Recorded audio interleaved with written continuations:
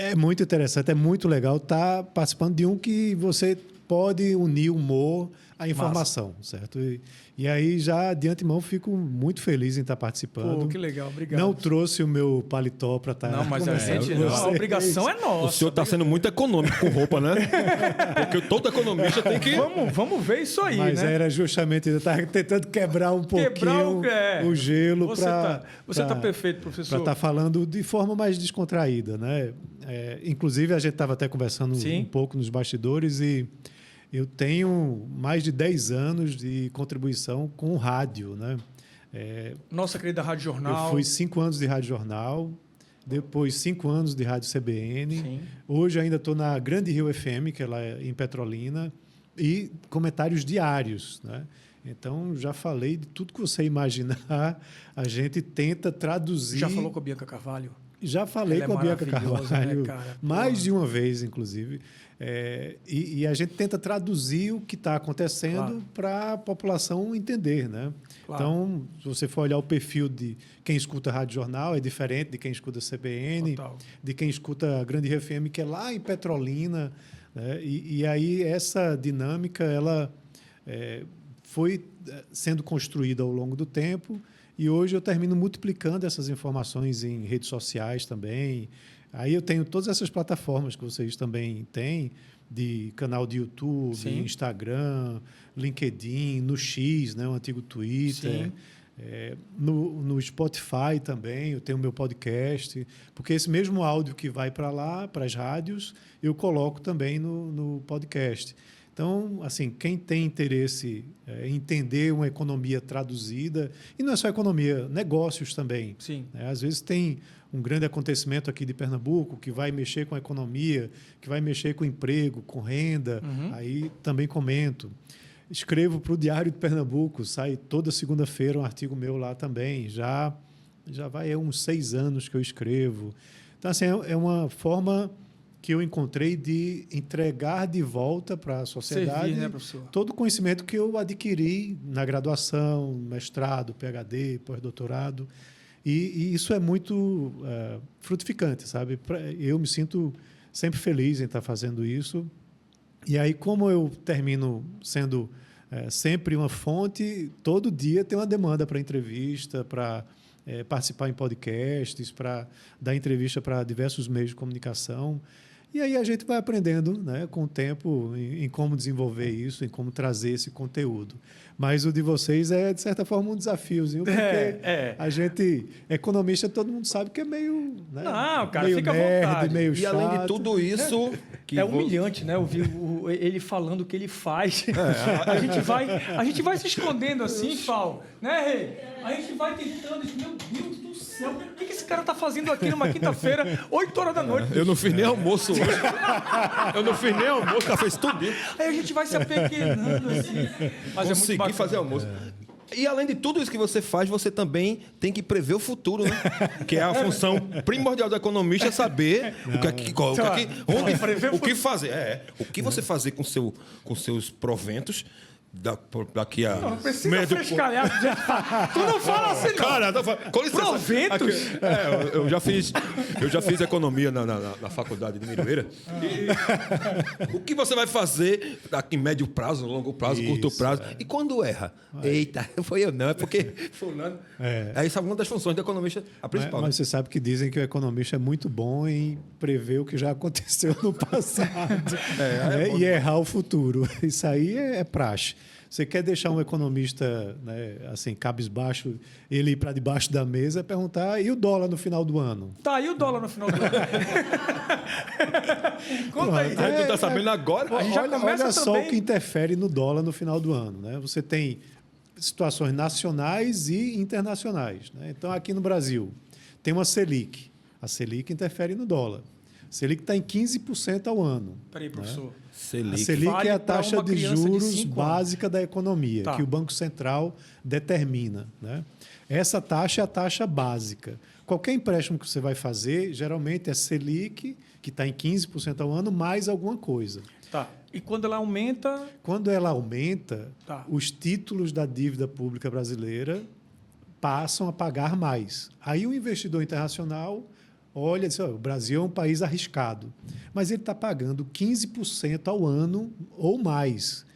Então, vale a pena correr esse risco, porque outros países estão pagando menos. Só que o título é em real. Então, o investidor compra real para comprar o título. Quando ele compra real, o real se fortalece em relação ao dólar. Então, esse é um fator. Aí, outro fator é os juros lá dos Estados Unidos. Se os juros dos Estados Unidos Olha só, cara, que sobem, loucura. aí a mesma lógica daqui se aplica lá. O título americano se torna mais atrativo. Aí o investidor internacional diz, epa, o Brasil é muito arriscado. E os Estados Unidos está pagando agora 4%, 5% ao ano. É 3 vezes menos, mas eu tenho 100% de garantia que os Estados Unidos vai honrar com esse compromisso. Aí ele vende o título brasileiro, compra dólar e compra o título americano. Aí o que é que o dólar acontece? Ele se fortalece e o real, né, cai, se desvaloriza. Então, só esses dois já mexem com muita coisa. Mas aí tem saldo de balança comercial, né, o que o Brasil exporta e o que importa. Se o Brasil exporta mais do que importa, são mais dólares entrando na economia, que tem que virar real, o real se fortalece. O contrário, o real vai se desvalorizar, né? Aí a inflação pode impactar, os gastos do governo podem impactar. Aí o cara vai e pergunta, e no final do ano? Aí você diz, pô, olha tudo isso, né? Eu posso, pode ir mais ou menos nesse caminho. Né? Mas o que é recomendável, já que esse é um ponto importante? Muita gente quer se proteger ou quer fazer uma viagem e quer comprar dólar. A sugestão que eu sempre dou é, não compre tudo de uma tacada, sabe? Compre aos poucos. Digamos que você vai viajar no final do ano, né? Então, você tem aí mais... A gente está em março, tem mais 9 meses pela frente. Vá comprando dólar mês a mês, para quando chegar lá no final, se o dólar estourou, você comprou uma parte aqui, foi comprando aos pouquinhos e só levou a última cacetada lá no final. Entendi. Se o dólar foi caindo, e se você comprar tudo agora e o dólar cair, é ruim para você. Você vai perder. Então, você vai comprando aos pouquinhos e pega uma parte dessa queda. Então, você faz uma cotação média ao longo do tempo e não tem nenhum prejuízo, também um ganho excessivo. Então, assim, tem coisas que a gente recomenda para que você evite essa flutuação toda que tem na moeda, né? Eu vou atualizar, porque isso realmente está todo mundo comentando, né? Guerra, Estados Unidos, Irã, enfim, Oriente Médio, etc. e tal, com os seus aliados e os Estados Unidos com os deles, enfim. Sobe o petróleo. O que essa guerra impacta para a gente? Aliás, já começou a impactar, né? Porque já tem posto aí a mais de R$7 o litro, meu amigo. Mais de R$7 o litro da gasolina. Veja, e por que impacta? Impacta em vários motivos, vários fatores aí, né? Diretamente, porque, veja, antes desse conflito lá do Irã, o barril do petróleo estava a 60 e poucos dólares. Hoje, eu estava olhando, bateu $100 novamente. No final de semana, bateu 120. Né? Então, está essa flutuação muito grande. E aí, a Petrobras ela tem que repassar esses preços para aqui para dentro do mercado. Porque é uma commodity com preço... Commodity é um bem que você produz em qualquer lugar do mundo. O petróleo, a soja. Entendi. Né? Então, o preço ele é fechado internacionalmente, não é fechado aqui dentro. Só que aqui a gente tem um mercado muito fechado, onde a Petrobras domina esse mercado. Tem outras empresas do setor, mas elas têm um percentual muito pequeno. E aí ela é quem realmente determina o preço. Então, o que é que acontece? Quando lá vai para 120 ou $100, e ela estava precificando a 60, ela vai ter que fazer esse ajuste. A política atual, que é diferente do governo Bolsonaro, a Petrobras ela faz uma defasagem, ela não transmite de imediato esse reajuste. Lá em 2022, vocês devem lembrar, a Rússia invadiu a Ucrânia, também foi para $120 o barril.